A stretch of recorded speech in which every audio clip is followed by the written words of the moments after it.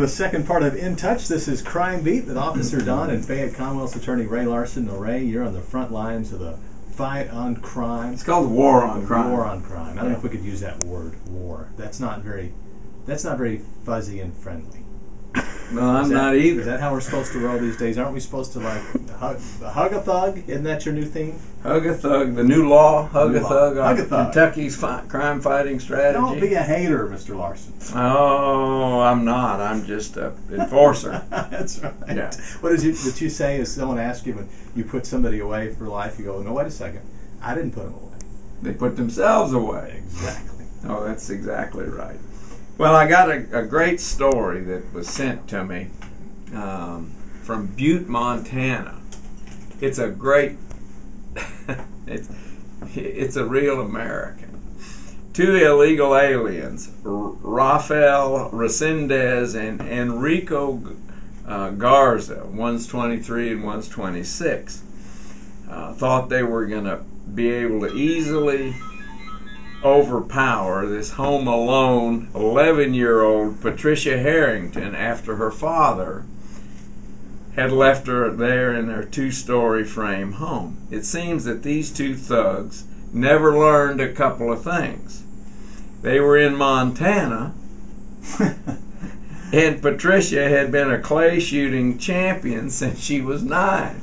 I'm not sure where this is going. Patricia was in her upstairs room when the two men broke through the front door of their two-story house.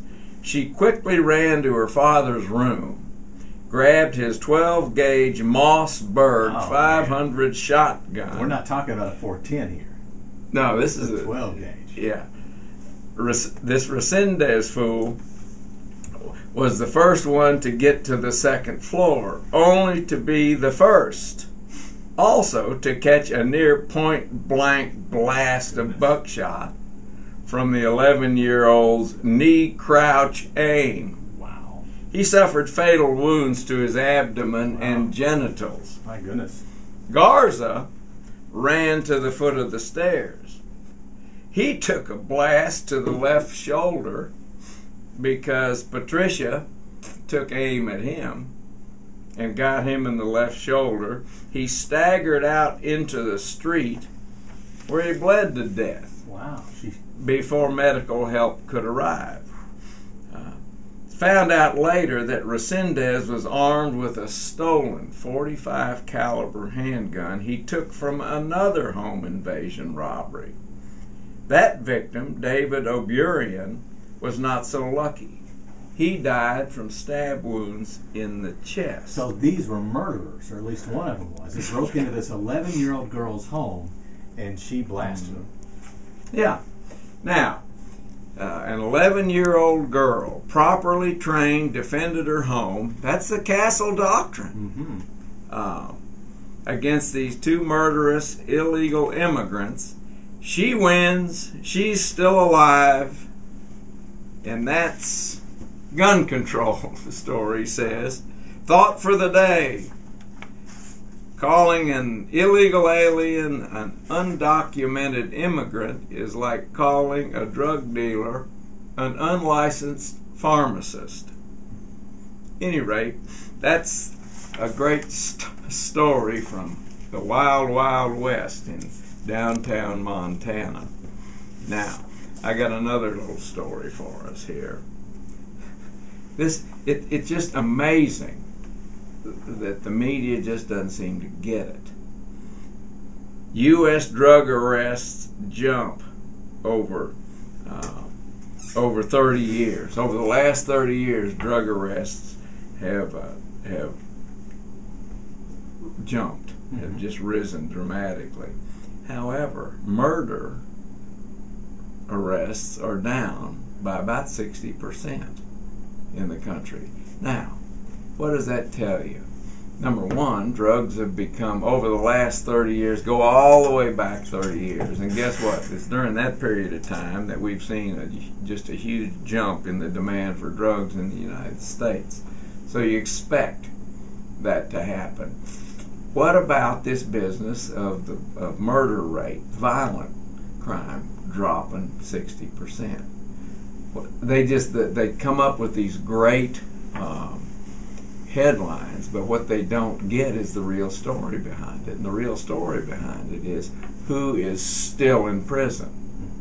Who are they still keeping in prison? Well, but what they're saying is, now listen, they'll twist that on you. What I believe one of their arguments is that, well, that's all the more reason we should let the people for drug crimes and so-called non-violent crimes like breaking into your home.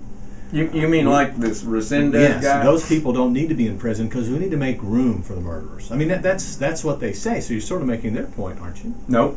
What I'm saying to you is the reason that the violent crime rate is down so much is because those are people that are still in. Mm-hmm. The fact of the matter is, I've just looked at the statistics in here from Lexington, and did you know that in Lexington, since 2007 is when they started this catch and release crime fighting strategy, where the police catch them, the prosecutors prosecute and convict them, judges may send them or probate them.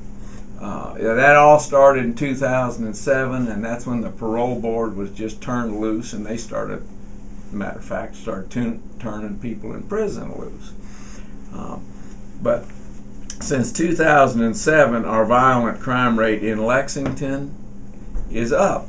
Okay. But it's up it's less than 0.5%. Okay. The property crime, now those are the people that we say, go and sin no more. These judges will give them a stern warning and say, don't do this again now, or I'll put you in timeout. Well, the property crime, nonviolent property crime, since 2007 in Lexington is up 35%. And so what you believe will happen is you'll see the murder rate, the so-called violent crime rate, is going to start spiking ultimately. It will catch up because more people are being released into the population. And if you did a timeline, and you started at the 60s, okay, when they started this, this experiment where they were basically deciding not to incarcerate people for crimes. So as the incarceration rate decreased, the crime rate slowly started increasing. Oh, yeah. And it stayed that way through the 70s. That's correct. And then in the 80s, they started getting tough on crime again. Mm-hmm. And so for that period, you'll see the incarceration rate increase, but then you'll see the violent crime rates begin to decrease. But now we're at a point where we are once again starting to let people out, and so what's going to follow is the violent crime rate is going to increase because that's what you believe. I think that's going to happen. I think that's what you know based on history. Yeah, I mean, we just apparently just have never learned, and they're trying to tell us now we're being smart on crime. Mm-hmm. Smart on crime. Well, you tell just stop. I'm going to get rid of the violent versus nonviolent comparison right now. And the reason we don't like that comparison of action is because it's really not accurate. Mm-hmm. For instance, we've said this before. What they consider to be nonviolent crime includes attempted murder, includes what these guys did when they broke into this girl's home out west when she shot him. I mean, technically, them breaking into her home was a nonviolent crime. Even with her there, it's nonviolent. Defined as nonviolent. Defined, yes, exactly. So they can say that nonviolent crime has quote-unquote decreased, but the reality, they just recategorized. I mean, basically, attempted murder is not violent, burglary is not violent. There's some assaults, I understand, that aren't considered violent. They're considered a simple assault or whatever. So that's the problem that playing a shell game. Assault second degree. Remember when Brian Durman was killed? Mm-hmm. They captured that Donahue character. Mm-hmm. And when they captured him, Sergeant Sam Murdoch tackled the guy. Mm-hmm. Well, he had a steak knife in his hand, and he stabbed him under his arm. Mm-hmm. And under Kentucky law, our legislature says that stabbing was considered a nonviolent. Yeah. So when you hear the term. Tune in to the following stations every Sunday to hear full episodes of In Touch with Ray the DA and Don Evans.